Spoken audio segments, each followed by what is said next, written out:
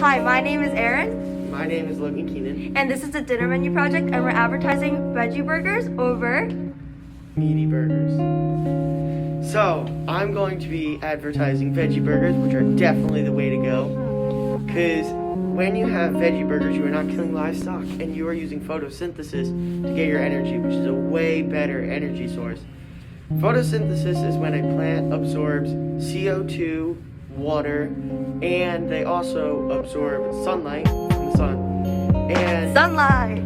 it produces oxygen and NADPH, and the oxygen gets released as a byproduct, and the NADPH goes to the Calvin cycle to actually produce the Glucose.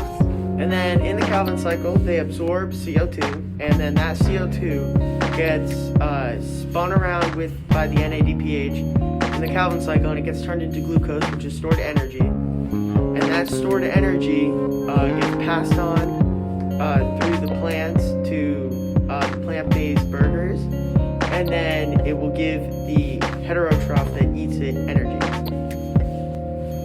Meaty burgers are the way to go, people. There's so many more carbohydrates, proteins, and glucose from these meaty burgers, and for cellular respiration to occur, glucose has to be split in, and that process is called glycolysis. And the reactants of cellular respiration are oxygen, glucose, and the product of carbon dioxide, water, and energy. This process occurs in humans.